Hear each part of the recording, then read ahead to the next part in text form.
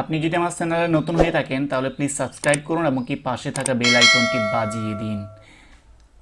আসসালামু আলাইকুম প্রিয় শিক্ষার্থীবৃন্দ, কেমন আছো সবাই? আমি মনিরুল ইসলাম আশিক, প্রধান শিক্ষক, নূরপাড়া আদর্শ বিদ্যানিকেতন। করোনা মহামারীর কারণে আমাদের শিক্ষা ব্যবস্থা স্থবির হওয়ার কারণে অনলাইন ভিডিও ক্লাসের ধারাবাহিকতায় আজকে আমরা নূরপাড়া আদর্শ বিদ্যানিকেতন কর্তৃক আয়োজিত অনলাইন ভিডিও ক্লাস, আজকে আমাদের যে টপিকটা সেটা হচ্ছে আমরা বিজ্ঞান নিয়ে আজকে আলোচনা করব। তোমাদের বিজ্ঞান বইয়ের প্রথম অধ্যায় আমাদের পরিবেশ নিয়ে আমরা আলোচনা করব। এখানে দেখো তোমাদের বইতে দেওয়া আছে প্রথম অধ্যায় আমাদের পরিবেশ। তোমাদের অধ্যায়ের নাম হচ্ছে আমাদের পরিবেশ। জীব ও জড়ের মধ্যে মধ্যকার সম্পর্ক। এখন আসো, জীব কাকে বলে এবং কি জড় কাকে বলে? জীব হচ্ছে কি যাদের জীবন আছে, জীব হচ্ছে কি যাদের জীবন আছে, যেমন মানুষের জীবন আছে এবং পশু পাখির জীবন আছে, যেমন গরু, ছাগল, হাতি, বেড়া ইত্যাদি, এগুলো কিন্তু জীব, যেগুলোরও জীব আছে, জীবন আছে। আর হচ্ছে যেমন গাছপালারও কি জীবন আছে। তাহলে গাছপালা, তরুলতা এগুলো কি এক ধরনের জীব। তাহলে যেই সমস্ত জিনিসের জীব আছে, জীবন আছে, এগুলোকে কি বলা হয়? জীব। এখন আসো জড়। জড় জিনিসটা কি?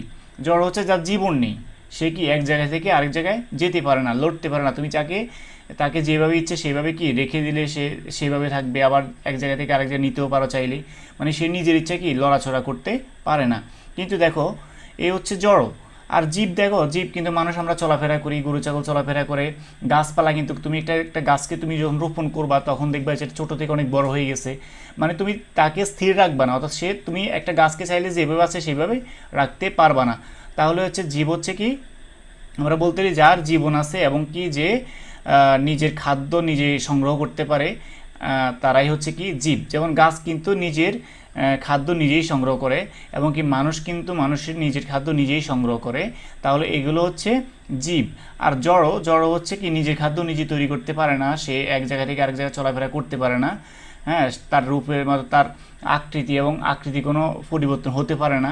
যেমন আমি যদি একটা পাথর রেখে দেই, সেই পাথরটা কি আমি যদি 10 বছর এভাবেই রেখে দিই, সেটা এভাবেই থাকবে, সে কি কোনো পরিবর্তন হবে না।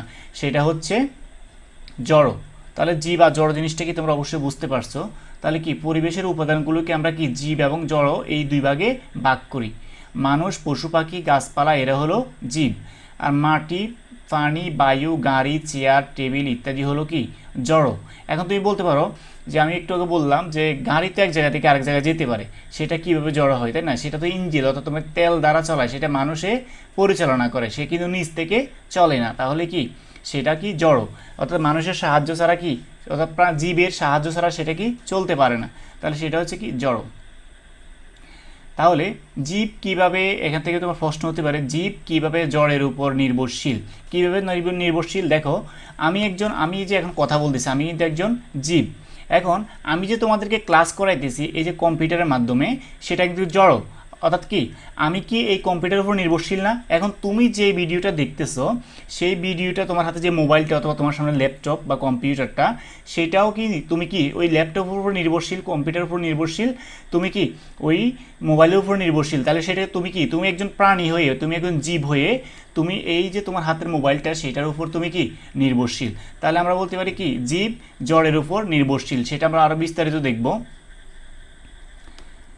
আচ্ছা, এখানে একটা দিছে, দেখো সূর্যের আলো ও বায়ু জীব না জড়? সূর্যের আলো ও বায়ু জীব নাকি জড়? সূর্যের কি জীবন আছে? না, সেটা হচ্ছে জড়। বায়ু কি জীবন আছে? দেখতে পাও, সে কি চলাফেরা করতে পারে? না, সেটা হচ্ছে তোমার কি জড়। এবং কি এটা তাহলে আমরা বলতে পারি কি সূর্যের আলো ও বায়ু হচ্ছে জড়। খাদ্য তৈরির জন্য উদ্ভিদের সূর্যের আলো, বাতাস ও অন্যান্য জিনিস প্রয়োজন।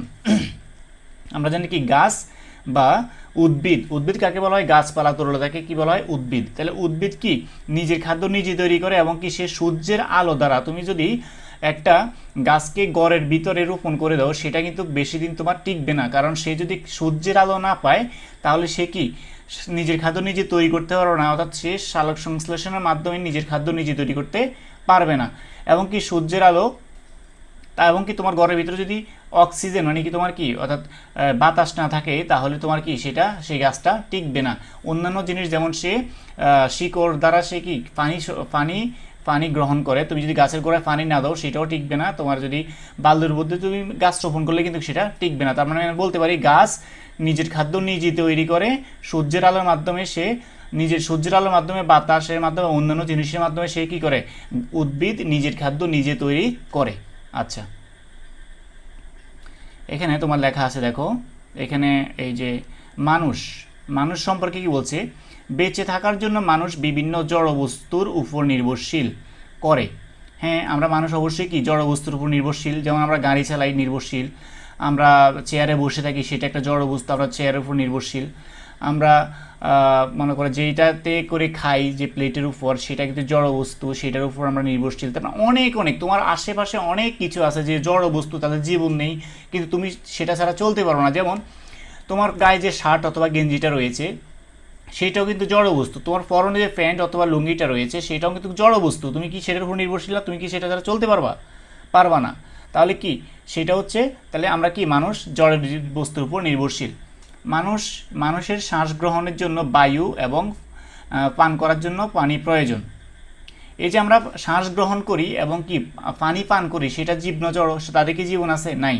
তাহলে কি আমরা এই বায়ু যদি গ্রহণ না করি বা শ্বাস যদি গ্রহণ না করি, শ্বাসের মাধ্যমে বায়ু যদি গ্রহণ না করি তাহলে আমরা কি আমরা মরে যাব। তাহলে কি আমরা জড়বস্তুর উপর নির্ভরশীল, তাহলে বায়ু এক ধরনের জড়বস্তু, সেটার উপর আমরা নির্ভরশীল।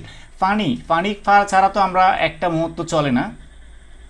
আমরা ভাত নেই খেয়ে থাকা যায় কিন্তু পানি না খেয়ে থাকা যায় না, অর্থাৎ পানির অপর নাম হচ্ছে জীবন। তাহলে কি আমরা কি পানিটা হচ্ছে কি জড়বস্তু, তাহলে পানিটার উপর আমরা নির্ভরশীল, পানি ছাড়া আমরা বাঁচতে পারবো না। পানির অপর নাম হচ্ছে জীবন। সুতরাং আমরা বলতে পারি যে বায়ু এবং পানি হচ্ছে জড়বস্তু, এই দুইটা ছাড়া মানুষ কি বাঁচতে পারবে না। পুষ্টির জন্য খাবার প্রয়োজন, ফসল ফলানো এবং বাসস্থান তৈরির জন্য মানুষের মাটি প্রয়োজন। আচ্ছা দেখো, পুষ্টি যদি আমাদের শরীরে পুষ্টি না থাকে তাহলে কি আমাদের বিভিন্ন রোগ হবে। হ্যাঁ, যেমন আমি একটা যদি মনে করেন যে খাবারটা খাই সেটা কিন্তু যতক্ষণ পর্যন্ত গাছে থাকে ততক্ষণ পর্যন্ত তার জীবন আছে, আর যদি গাছ থেকে নিয়ে আসি তাহলে সেটা কি জড়বস্তু হয়ে যায়। এখন আমি যেটা খাই পুষ্টির জন্য, যেমন গরুর দুধ খাই, গরুর মাংস খাই, হ্যাঁ, তারপর হচ্ছে তোমার বিভিন্ন ফলাদি খাই, এগুলো কিন্তু জড়বস্তু হয়ে যায়। তাহলে এগুলো ছাড়া আমরা কি বাঁচতে পারবো? খাদ্য ছাড়া আমরা বাঁচতে পারবো না, খাদ্য হচ্ছে এক ধরনের জড়। এছাড়া জীবনযাপনের জন্য এবং কি বাসস্থান, আমরা যে গড়টার মধ্যে বসবাস করি সেই গড়টার মধ্যে তোমার ইটটা কি জড়বস্তু, বালিটা জড়বস্তু, তোমার যে উপরে ছাদ দেওয়া আছে বা তোমার রড দেওয়া আছে সেগুলো কি জড়বস্তু। তাহলে এইগুলো ছাড়া তো আমরা থাকতে পারবো না, বাঁচতে পারবো না। তার মানে কি আমরা জড়বস্তুর উপর নির্ভরশীল। এছাড়া জীবনযাপনের জন্য বাসস্থান, আসবাবপত্র, যেমন তুমি যে পড়ার টেবিলের মধ্যে পড়ো সেটাই তোমার আসবাবপত্র, সেই টেবিলটা ছাড়া তোমার কি চলে না, তুমি দাঁড়িয়ে পড়তে পারো না। পোশাক তোমার এক ধরনের জড়বস্তু, এটা ছাড়া আমরা চলতেই পারি না। যন্ত্রপাতি ইত্যাদি প্রয়োজন, অর্থাৎ আমি যে কম্পিউটার দ্বারা তোমাদেরকে যে ক্লাসটা করাচ্ছি সেটা এক ধরনের যন্ত্রপাতি, সেটা দ্বারা আমি কি এটার উপর আমি নির্ভরশীল, এটা ছাড়া তোমাদেরকে এখন আমি ক্লাস করতে পারতাম না অনলাইনে। ঠিক আছে, এই ধরনের একজন, এটা হচ্ছে জড়বস্তু। তাহলে বেঁচে থাকার জন্য মানুষের জড়ের উপর নির্ভরশীল। তাহলে আমরা বলতে পারি কি এই যে কাজগুলো আমাদের করতে হয়, তার মানে আমরা বলতে পারি যে বেঁচে থাকার জন্য মানুষ জড়বস্তুর উপর নির্ভরশীল। তাহলে তোমাদের যদি পরীক্ষা প্রশ্ন আসে যে মানুষ জড়বস্তুর উপর নির্ভরশীল ব্যাখ্যা করো, অথবা মানুষ কীভাবে জড়বস্তুর উপর নির্ভরশীল সেটা বলো, সেটা পারবা না তোমরা? আশা করি তোমরা সেটা পারবা। এখানে লেখা আছে অন্যান্য প্রাণী, বেঁচে থাকার জন্য অন্যান্য জীবও জড়বস্তুর উপর নির্ভরশীল। যেমন আমরা মানুষ তো নির্ভরশীল অবশ্যই, আর অন্যান্য জীবও আছে যেমন মাছ, বিভিন্ন পশু পাখি, এগুলো কি জড়বস্তুর উপর নির্ভরশীল। যেমন সকল জীবের বেঁচে থাকার জন্য বায়ু, পানি ও খাদ্য প্রয়োজন। সকল জীব, দেখো আমরা মানুষ তো এগুলোর বায়ু, পানি, খাদ্য প্রয়োজন, কিন্তু একটা গাছেরও কিন্তু তোমার বায়ু দরকার, পানি দরকার, খাদ্য দরকার। একটা পুকুরে যদি মাছ পালাও সেখানে পানি লাগবে এবং কি খাদ্য লাগবে, অক্সিজেন লাগবে, বায়ু লাগবে। যদি সেখানে অক্সিজেন শর্ট হয়, মাঝে মধ্যে দেখবা যে তোমাদের পুকুরের মাছ কি করে, যে সকালবেলা দেখবে যে উপর দিকে উঠে আসে, অর্থাৎ সেগুলা আমরা বলি যে অক্সিজেন শর্ট হয়েছে। তার মানে কি পানিতে যখন অক্সিজেন বা বাতাসের শর্ট হয় বা বায়ুর শর্ট হয় তখনই কি মাছগুলো উপরের দিকে চলে আসে নিঃশ্বাস নেওয়ার জন্য। তাহলে কি যদি অক্সিজেন ছাড়া মাছগুলো কি বাঁচবে না। তার মানে আমরা বলতে পারি আমরা মানুষ ছাড়া অন্যান্য প্রাণী যেমন গাছ, মাছ, অন্যান্য প্রাণীগুলোও কি জড়বস্তুর উপর নির্ভরশীল। মাটি এবং পানি অনেক জীবেরও বাসস্থান। মাটি এবং পানি অনেক জীবের বাসস্থান। আমরা বলতে পারি কি মাটি এবং পানি অনেক জীবের বাসস্থান, যেমন অনেক পোকামাকড়, কেঁচো, মানে কেঁচো ইত্যাদি মাটিতে বাস করে। তাহলে মাটি হচ্ছে জড় বস্তু, মাটিতে কি কেঁচো বাস করে, পোকামাকড় বাস করে, মাটি ছাড়া এগুলো কি বাঁচতে পারবে না। আবার মাছ ও চিংড়ি পানিতে বাস করে। সুতরাং আমরা বলতে পারি আমরা মানুষ ছাড়াও অন্যান্য প্রাণী যেমন পশু পাখি গাছপালা এগুলো এই জীবগুলো কি জড় বস্তুর উপর নির্ভরশীল। এখন আসি উদ্ভিদ কিভাবে জড় বস্তুর উপর নির্ভরশীল। কেমন উদ্ভিদ সম্পর্কে আমরা জানবো। উদ্ভিদ মানে কি গাছপালা, তরুলতা। আচ্ছা, এখানে তোমাদের দেখো এখানে একটা গাছ দেওয়া আছে। উদ্ভিদ জড় বস্তুর উপর নির্ভরশীল কিভাবে? এই যে অক্সিজেন, গাছ কিন্তু অক্সিজেন ত্যাগ করে এবং কি কার্বন ডাইঅক্সাইড গ্রহণ করে। এটা দ্বারা কি বোঝানো হয়েছে? এই যে তোমার কার্বন ডাইঅক্সাইড গ্রহণ করে, অর্থাৎ আমরা আমরা মানুষরা কি করি? আমরা মানুষরা হচ্ছে অক্সিজেন গ্রহণ করি, অর্থাৎ বায়ু থেকে অক্সিজেন গ্রহণ করি এবং কি নিঃশ্বাসটা যে ভিতর দিকে নেই সেটা হচ্ছে অক্সিজেন গ্রহণ করি, আর হচ্ছে আমরা যে নিঃশ্বাসটা ছাড়ি সেটা হচ্ছে কার্বন ডাইঅক্সাইড, সেটা হচ্ছে আমাদের জন্য ক্ষতিকর, অর্থাৎ পরিবেশের জন্য ক্ষতিকর, যেটা আমরা কার্বন ডাইঅক্সাইড ইয়ে করে ছেড়ে দিই। এখন আর গাছ কি করে আমাদের? দেখো আমরা অক্সিজেন গ্রহণ করি আর হচ্ছে কার্বন ডাইঅক্সাইড ছেড়ে দিই, মানে ক্ষতিকর জিনিসটা ছেড়ে দিই। আর গাছ কি করে? গাছ হচ্ছে অক্সিজেনটা ছেড়ে দেয়, মানে আমাদের জন্য যেটা উপকার সেটা ছেড়ে দেয়, আর কার্বন ডাইঅক্সাইড সে কি করে গ্রহণ করে নেয়। কারণ আমরা এই জন্য বলি পরিবেশের মধ্যে ভালো বেশি বেশি করে গাছ লাগাও, পরিবেশ বাঁচাও। কারণ আমরা যে অক্সিজেনটা গ্রহণ করি সেটা গাছ থেকে আসে বেশিরভাগই, আর হচ্ছে কার্বন ডাইঅক্সাইড আমরা যেটা ছেড়ে দিই, যেটা আমাদের পরিবেশের জন্য ক্ষতিকর গরম, সেটা কি গাছে টেনে নেয়। এবং এই জন্যেই যখন তোমার বাড়ির আশেপাশে গাছ থাকবে সেখানে তুমি খুব শান্তিভাবে অক্সিজেন নিতে পারবে এবং কি তুমি খুব আরাম বোধ করবে। তাহলে কি অক্সিজেন যে সে ত্যাগ করছে বা কার্বন ডাইঅক্সাইড সে গ্রহণ করতেছে সেটা জড় না জীব? অবশ্যই জড় বস্তু। এবং কি সে মাটিতে আছে, এবং কি সে যে গাছটা মাটিতে রয়েছে মাটিটা তো অবশ্যই জড় বস্তু। এবং কি সেটা আমরা যে পানি দিই পানিটাও কি জড় বস্তু। দেখি কি বলছে, পরিবেশে বেঁচে থাকার জন্য উদ্ভিদ বিভিন্ন জড় বস্তুর উপর নির্ভর করে, যেমন সূর্যের আলো, মাটি, পানি, বায়ু ইত্যাদি। উদ্ভিদ সূর্যের আলো, পানি, বায়ু থেকে কার্বন ডাইঅক্সাইড ব্যবহার করে নিজের খাদ্য নিজেই তৈরি করে। পানি আবার বিভিন্ন উদ্ভিদের আবাসস্থল, যেমন শাপলা, কচুরিপানা ইত্যাদি।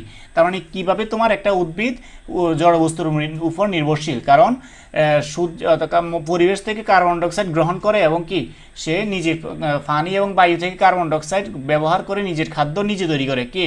উদ্ভিদ নিজের খাদ্য নিজে তৈরি করে। উদ্ভিদ সূর্যের আলো, পানি ও বায়ু থেকে কার্বন ডাইঅক্সাইড ব্যবহার করে নিজের খাদ্য নিজে তৈরি করে। আবার বিভিন্ন উদ্ভিদের আবাসস্থল কোথায়? পানিতে। কেমন শাপলা, যেমন কচুরিপানা, এগুলো কি জড়বস্তুর উপর নির্ভরশীল। সুতরাং আমরা বলতে পারি যে জীব বেঁচে থাকার জন্য জড়বস্তুর উপর নির্ভরশীল।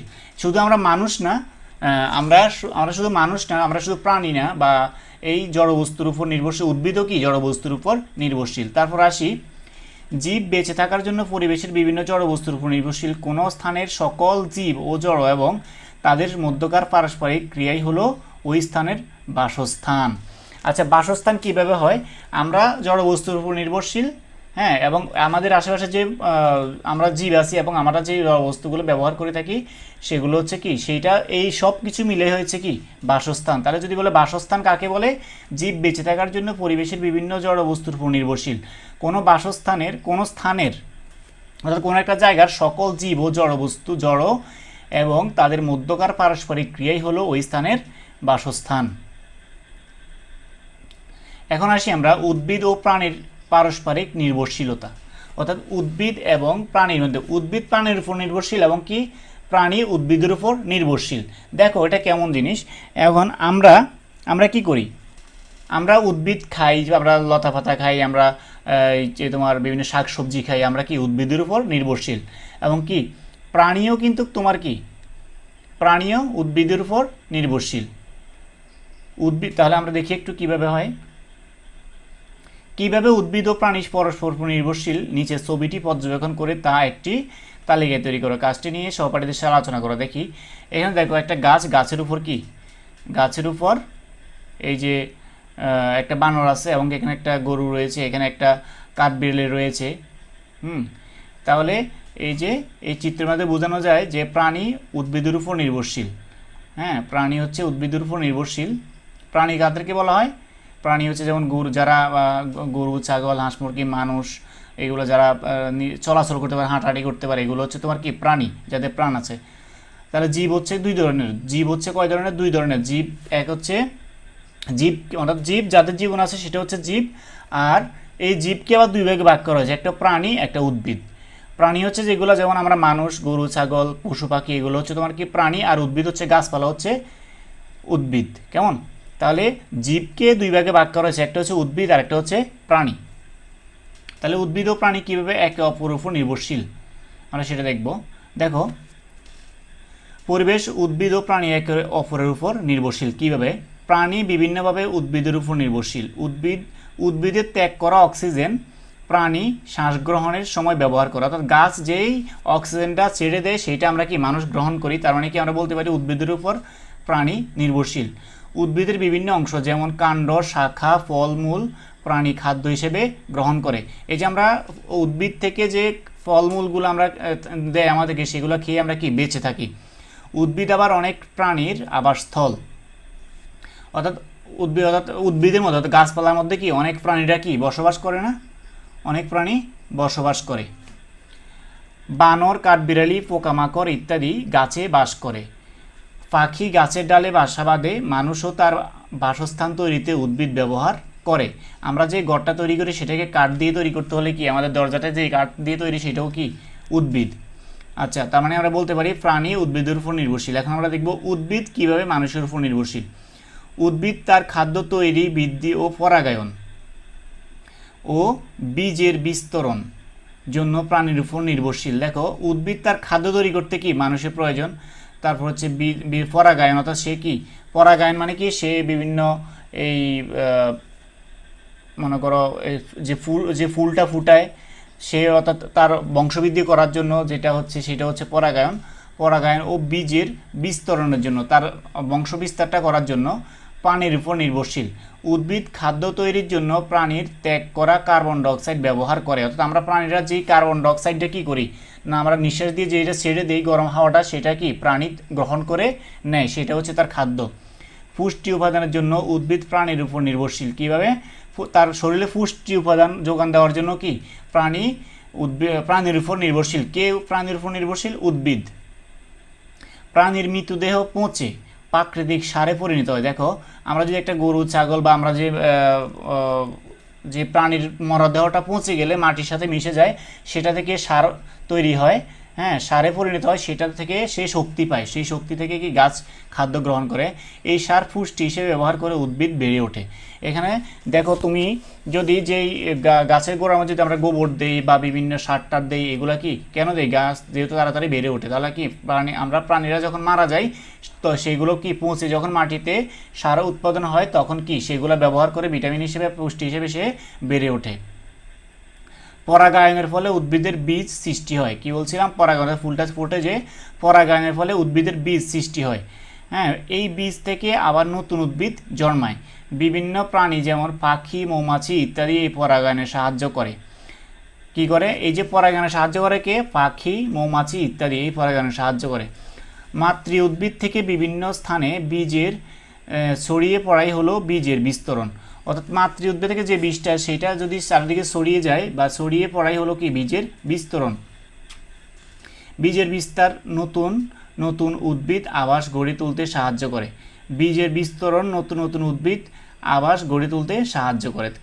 কে করে? বীজ ছাড়া কি অন্য কোনো ফল হয় না, অন্য একটা গাছ হয় না। তাহলে কি এই জন্য বলছে বীজের বিস্তরণ নতুন উদ্ভিদ আবাস গড়ে তুলতে সাহায্য করে। এইভাবেই পরিবেশে উদ্ভিদ ও প্রাণী একে অপরের উপর নির্ভরশীল। তাহলে আমরা কি দেখলাম? প্রাণী কীভাবে উদ্ভিদের উপর নির্ভরশীল এবং উদ্ভিদ কীভাবে প্রাণীর উপর নির্ভরশীল। তোমরা একটু ভালো করে, তোমাদের বইতে দেওয়া আছে 5 পৃষ্ঠাতে, এগুলো তোমরা পড়লে আরও করে ভালো করে বুঝতে পারবা। এই যে এখানে একটা চিত্র দেওয়া আছে, দেখো, হ্যাঁ, এই যে গাছে অক্সিজেন ত্যাগ করে, ছেড়ে দেয়, এবং কি গরুয়ে কি করে? গরু করে তোমার এই অক্সিজেনটা ত্যাগ করলে কার্বন ডাইঅক্সাইড ত্যাগ করে। এই যে কার্বন ডাইঅক্সাইড ত্যাগ করে গরুয়ে, সেটা গাছে গ্রহণ করে, এবং গাছে অক্সিজেন ত্যাগ করে সেটা গরুয়ে গ্রহণ করে। এবং কি গরু যেই তার মল ত্যাগ করলো সার, সেটা গোবর সার হিসেবে সে গাছেও আবার গ্রহণ করলো। এবং কি এই গরুটা যখন মারা যাবে, যখন সেটা মাটিতে পৌঁছে যাবে, তখন শিকড় দিয়ে সে পুষ্টি উপাদানটাকে গাছে গ্রহণ করবে। তাহলে সেইভাবে আমরা বলতে পারি কি উদ্ভিদ প্রাণীর উপর নির্ভরশীল এবং প্রাণী উদ্ভিদের উপর নির্ভরশীল। কেমন?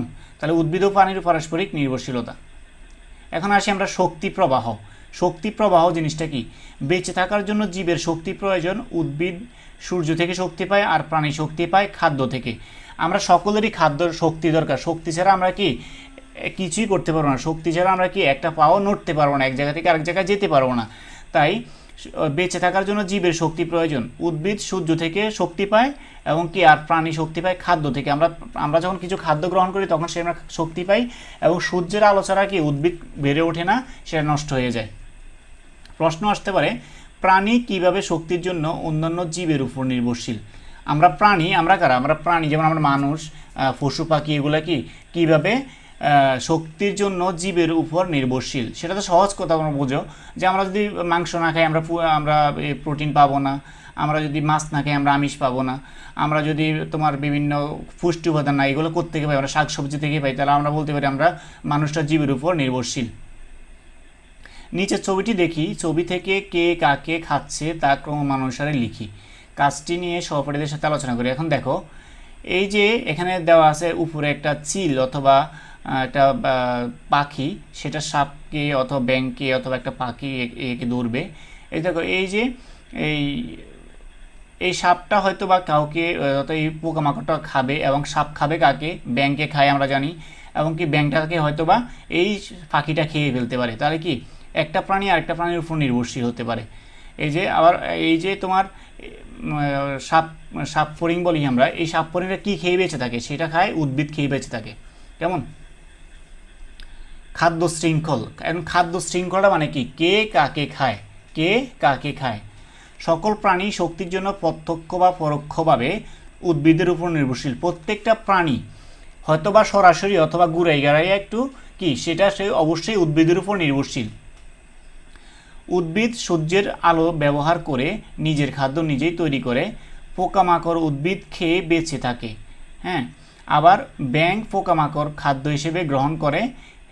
একইভাবে সাপ ব্যাঙ খায় এবং ঈগল সাপ খায়। এভাবেই শক্তি উদ্ভিদ থেকে প্রাণীতে প্রভাবিত হয়। বাস্তুসংস্থান উদ্ভিদ থেকে প্রাণীতে শক্তি প্রবাহ, এই ধারাবাহিকতা প্রক্রিয়াই হলো খাদ্য শৃঙ্খল। সবুজ উদ্ভিদ থেকে প্রতিটি খাদ্য শৃঙ্খল শুরু। তার মানে কি দেখো, এই যে ঘাসটাকে খায় কে? ঘাস ফড়িংয়ে খায়। হ্যাঁ, ঘাস ফড়িংকে খায় কে? ব্যাঙে খায়। এই ব্যাঙটাকে খায় কে? সাপে খায়। সাপকে খায় কে? ব্যাঙ খায়। তাহলে কি এটাই হচ্ছে একটা খাদ্য শৃঙ্খলতা একটা। আবার ওই যে দেখো, এই গাছটা হয় কোত্থেকে? সূর্যের আলো থেকে পায়। সূর্যের আলো থেকে গাছটা হয়। তার মানে কি এই যে খাদ্য শৃঙ্খল, একটা আরেকটার উপর নির্ভরশীল, একটা আরেকটাকে খেয়ে বেঁচে থাকে, সেটাই হচ্ছে কি খাদ্য শৃঙ্খল। এই জিনিসটা একটু ভালো করে মন দিয়ে দুই একবার রিডিং পড়বা, তাহলে তোমাদের সমস্যা হবে না। খাদ্য শৃঙ্খল জিনিস কি? এখন আসি খাদ্য জাল। খাদ্য জাল কি? যে কোনো বাস্তু সংস্থান অনেকগুলো খাদ্য শৃঙ্খল থাকে। বাস্তুসংস্থানের সকল উদ্ভিদ ও প্রাণী কোনো না কোনো খাদ্য শৃঙ্খলার অন্তর্ভুক্ত। যেমন ঈগল সাপ, ইঁদুর, কাঠবিড়ালি, ব্যাঙ ও অন্যান্য প্রাণী খেয়ে থাকে। কেমন? এই যে ঈগল পাখিটা এগুলো খেয়ে থাকে। আবার সাপ, খরগোশ, ইঁদুর, ব্যাঙ অন্যান্য প্রাণী খায়। সাপে খায় কি? সাপ, খরগোশ, ইঁদুর অন্যান্য প্রাণী খায়। একাধিক খাদ্য শৃঙ্খলা একত্রিত হয়ে খাদ্য জাল তৈরি করে। খাদ্য জালটা কি? দেখো, এই যে ঈগল পাখিটাকে কাঠবিড়ালি খাবে, ঈগল পাখিটাকে কাঠবিড়ালিকে খাবে কে? ঈগল পাখি। ইঁদুর খাবে, সাপকে খাবে। আবার কি বাঘে কাকে খায়? হরিণকে খায়। আবার হচ্ছে তোমার কি এই যে হরিণ খায় কি? হরিণ খায় তোমার বিভিন্ন গাছপালা খাই থাকে।